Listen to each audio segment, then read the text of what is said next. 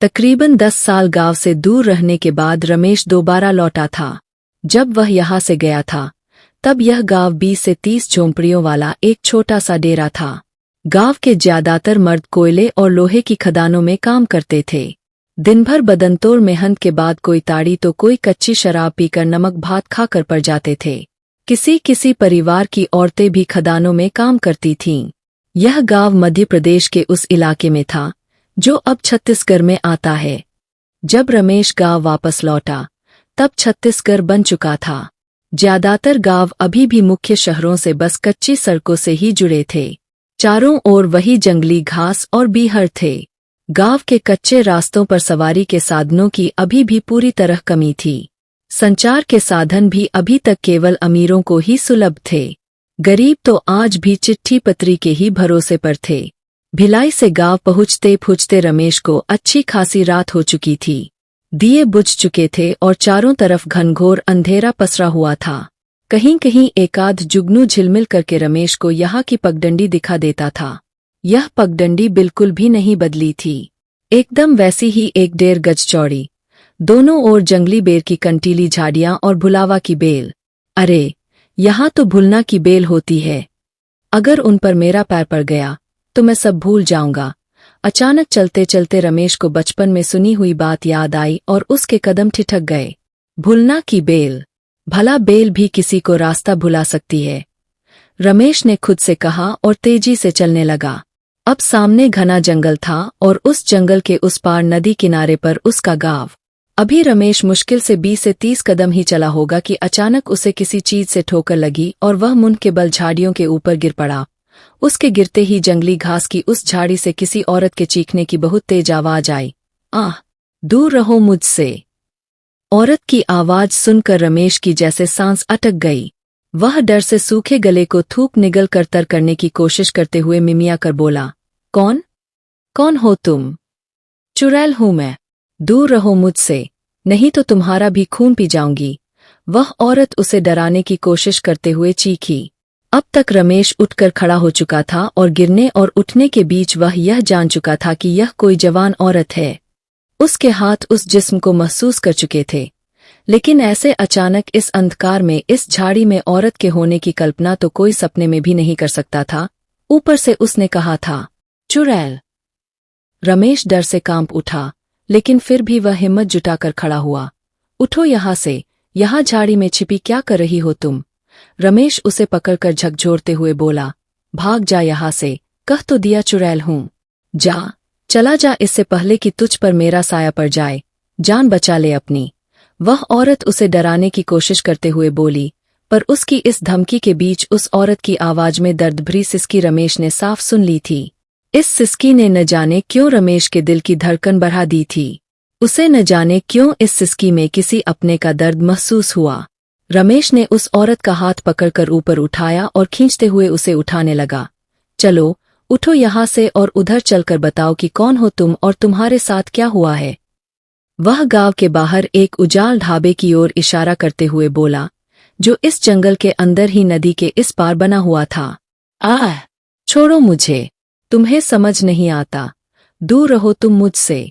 उधर ले जाकर तुम भी सब की तरह मुझे चुड़ैल होने की सजा दोगे। तुम भी सब की तरह मुझ पर जुल्म करोगे, मेरी इज्जत से खेलोगे। अब मेरे पैरों में खड़े होने की ताकत नहीं बची और नहीं जिस्म में किसी से जिस्मानी होने की ताकत। जाओ, छोड़ दो मुझे, मैं मान तो रही हूं कि मैं चुड़ैल हूं, चले जाओ यहाँ से। वह औरत घबरा कर हाथ जोड़ते हुए बोली। उस औरत के उठने और हाथ जोड़ने के बीच रमेश यह जान चुका था कि उसके पैर घायल है और वह बहुत घबराई हुई है। रमेश ने न जाने किस प्रेरणा से आगे बढ़कर उसे उठाकर अपने कंधे पर डाल लिया और उसे लेकर ढाबे की ओर चल दिया। वह औरत निढाल होकर उसके कंधे पर ऐसे लुढ़की हुई थी मानो कोई बेजान लाश हो। उसके मुंह से बार बार बस यही निकल रहा था, दूर रहो मुझसे, मैं चुड़ैल हूं, मुझे सजा मत दो, मैं अब किसी का खून नहीं पीऊंगी, मेरे जिस्म से मत खेलो, मेरी इज्जत मत लूटो। रमेश उस औरत को लेकर ढाबे में आ गया। वहां उसने इधर उधर से कुछ लकड़ियां जमा की और फिर अपनी जेब से माचिस निकालकर आग जला दी। आग जलने से वहां उजाला फैल चुका था। अब रमेश ने उस औरत को ध्यान से देखा। वह बहुत कमजोर, काली सी, बिल्कुल हड्डियों का ढांचा भर थी। उसके शरीर पर कपड़े के नाम पर थोड़े से पुराने चिथड़े थे, जिनसे बड़ी मुश्किल से उसका 1/4 बदन ढक पा रहा था। उसके शरीर पर धूल मिट्टी की ऐसी मोटी परत चढ़ी हुई थी, मानो कई साल से वह नहाई न हो। रमेश उसे देखकर दया से भर गया और बोला, डरो मत तुम। मुझे बताओ कि तुम कौन हो और तुम्हारे साथ क्या हुआ है। तुम्हें कोई सजा नहीं देगा, डरो मत। मैं चुड़ैल हूँ, मुझसे दूर रहो।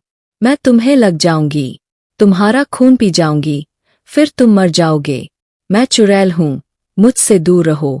उस औरत ने रटारटाया रिकॉर्ड सा बजाया। भूख लगी है तुम्हें, तुम कुछ खाओगी? रमेश ने अपने थैले से केले निकालकर उसकी ओर बढ़ाते हुए धीरे से प्यार भरी आवाज में कहा, मैं चुड़ैल हूँ, खून पीती हूँ, मुझसे दूर रहो। मैं चुड़ैल हूँ। वह औरत सहमी सी बस यही दोहराती रही। अच्छा, डरो मत, ये केले खाओ, मैं पानी लेकर आता हूँ। रमेश ने केले उस औरत के हाथ में पकड़ाते हुए कहा और ढाबे से एक पुरानी बाल्टी उठाकर नदी की ओर पानी लेने के लिए बढ़ गया। जब रमेश पानी लेकर लौटा तो देखा कि वह औरत 2 केले खाकर आग के पास बैठी थी। इधर आओ, लो, मुंह धो लो, इससे तुम्हें अच्छा लगेगा, रमेश ने बाल्टी ढाबे के चबूतरे पर रखते हुए कहा। लेकिन वह औरत अपनी जगह से जरा भी नहीं हिली। रमेश ने फिर उसे सहारा देकर उठाया, लेकिन उस औरत के पैरों में तो जैसे जान ही नहीं थी। रमेश ने ध्यान से देखा कि उस औरत के दोनों पैर नीचे से ऊपर तक बुरी तरह घायल थे। पैर ही क्या, उसके सारे बदन पर चोटों के नए पुराने न जाने कितने ही घाव थे। रमेश ने उसे चबूतरे के पास बिठाकर उसके बदन से उसके चिथड़े हटाए और हाथ से पानी डालकर उसे नहलाने लगा। रहने दो मुझे सड़ा, मैं चुड़ैल हूँ, मुझसे दूर रहो। चिथड़े हटते ही वह औरत फिर से कांप उठी और सिसकने लगी। रमेश ने जैसे ही उस औरत के मुंह को धोया, उसका काला रंग उतरने लगा। दूर जल रही आग के उजाले में उसका लाल गेहुआ रंग दमकने लगा। जैसे जैसे उस औरत का असली चेहरा नजर आ रहा था, रमेश के दिल की धड़कन बढ़ती जा रही थी। जैसे ही पूरा मुंह धुलने के बाद रमेश ने आग के उजाले में उसका चेहरा देखा, उसके मुंह से तेज चीख निकल गई। सरोजा, यह तुम हो सरोजा? क्या हो गया? वह आंसुओं से रोने लगा। सरोजा, इधर देख, मैं रमेश, तेरा अपना रमेश। देख मुझे सरोजा, पहचान मुझे। मुझसे दूर रहो, मुझे छोड़ दो, मैं चुड़ैल हूँ। वह अभी भी यही शब्द दोहरा रही थी। होश में आ सरोजा और बता मुझे कि क्या हुआ तेरे साथ। कहते हुए रमेश ने बाल्टी का सारा पानी उसके ऊपर डाल दिया और जल्दी से और पानी भर लाया। रमेश ने कुछ देर अच्छे से मलमल कर सरोजा को नहलाया और फिर अपने थैले में से निकालकर उसे अपना कुर्ता पहनाया, अपनी जीन्स भी दी। उसे उठाकर फिर आग के पास ले आया और उसे घास पर लिटाकर उसका सिर अपनी गोद में रखकर उसके बाल सहलाते हुए प्यार से बोला, सरोजा, पहचान मुझे और बता कि क्या हुआ तेरे साथ। कैसे हुई तेरी यह हालत? अरे भूल गई तू, ब्याह हुआ था हमारा 10 साल पहले, और जब हमारा मुन्ना हुआ तो खर्चे की फिक्र और मुन्ने को अच्छी जिंदगी देने की लालसा में रुपए कमाने शहर चला गया था। और मुन्ना? अरे मुन्ना कहाँ है सरोजा? बोल सरोजा, मुन्ना कहाँ है हमारा? रमेश उसे झकझोरते हुए बोला। मुन्ना? चुड़ैल खा गई उसे, मैं उसका खून पी गई। मैं चुड़ैल हूं न, मुझसे दूर रहो। मैं अपने मुन्ना को खा गई, खून पी गई उसका। सरोजा खोखली हंसी हंसने की कोशिश करते करते रोने लगी। होश में आ सरोजा, बता मुझे यहाँ यह सब क्या हुआ है? क्या हुआ हमारे मुन्ना को? उन सारे रुपयों का क्या हुआ जो मैंने तुम्हें भेजे थे? और मेरी चिट्ठी कहाँ है सब सरोजा? रमेश रोते हुए सरोजा को झकझोर रहा था। मैं चुड़ैल हूँ, मुझे छोड़ दो, मैं सबको खा गई। सरोजा जैसे इसके अलावा कुछ बोलना जानती ही नहीं थी। होश में आओ सरोजा, मैं रमेश हूँ तुम्हारा पति, तुम्हारे मुन्ना का पिता। बताओ क्या हुआ है यहाँ? रमेश ने एक जोरदार तमाचा अपनी सरोजा के गाल पर मारा, जिससे उसे जोर का झटका लगा और वह रोने लगी।